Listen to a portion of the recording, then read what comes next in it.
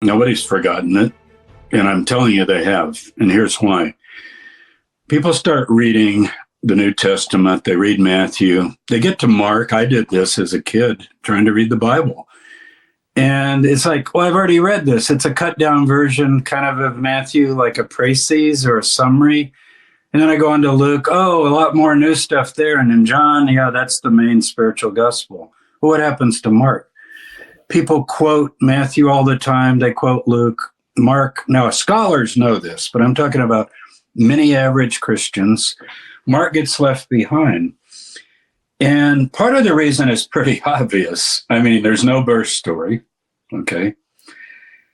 Other than the first line, which actually is not part of the gospel story, but it's kind of a title, the beginning of the gospel of Jesus Christ, the Son of God.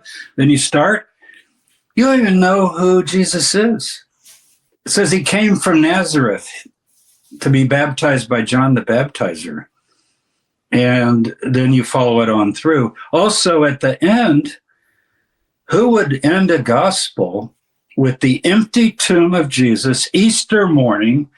Women come to the tomb. It's open, it's empty, and there's a young man, not an angel, by the way, a young man. He's sitting in there, and he says, he's not here. He was taken away, or taken up, literally. He was taken up. He's not here. And they flee from the tomb. Fear, astonishment had come upon them, and they said nothing to anyone. Now, how can there be a gospel if you say nothing to anyone? So clearly, as you know, Derek, and we've talked about this, there are three other endings that were later tacked on by pious Christian scribes thinking, well, we can't just end it like this. This is an embarrassment. And we got the birth stories in Matthew and Luke, so we can go with those. But Mark is kind of a problem child. But just the idea that where does this belong? And yes, it is a problem, not only how it begins and how it ends in this non-gospel way, but when you begin to see the figure of Jesus within Mark, he does all these things that don't seem to fit. Like he says, he's asked, why are you teaching in parables and riddles to the crowds?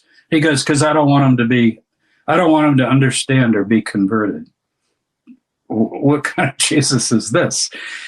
And a guy calls him good rabbi, he says. And Jesus says, why are you calling me good? There's none good but God. So what happens historically is that Matthew and Luke, that's their story. It is the Jesus story. That's why we're calling it Creating Jesus. Mark creates Jesus. He gives us the only Jesus story that we have, really. And they use it, but they're not happy with it. And I would say they don't just use it, they override it. I used to say rewrite it, and now I'm saying they override it. And as they literally want to cover things that are in the first story because they're not adequate. The failure of the disciples, Luke takes that totally out. How is it that, I mean, to me, Derek, this is the most shocking thing. Peter finally gets who Jesus is. Remember in Mark, it's like, who is he? Who is he? Don't tell. Who is he? And Peter finally gets it. He goes, you're the Christ. And Jesus says, get behind me, Satan. In this course, and I teach my students this, Peter's confession of Jesus as the Christ is a false confession inspired by Satan. Okay? I'm pausing here because that's kind of shocking. But that's Mark's view. Now, for you to figure out how and why, you've got to delve into the course and delve into Mark. And so we pull Mark out. You get your own text of Mark. You might have one in a Bible. I don't want you to use the Bible. I just want you to, it's almost like hit me with your best shot. Here's Mark. Drop it in your lap. Read it. Don't assume anything. Let's really see what's there. And then you'll see why it was forgotten and overwritten. And in this course, we lay that out. It's 7 lessons with videos. It's got study sheets, bibliography, maps. You get a PDF study guide that takes you through it, that becomes yours to use. It's exactly what I have taught for years with my students. And whatever their background has been, from the most fundamentalist Christian to skeptical non-believers that college kids often are, I'm telling you, this is the course that was always my most popular course. And it's because you get so intrigued with the puzzles of the text. It's like reading a good book or watching a film where you just can't stop. And it's not what you thought it was. It's like reintroducing yourself to something that you've never seen before.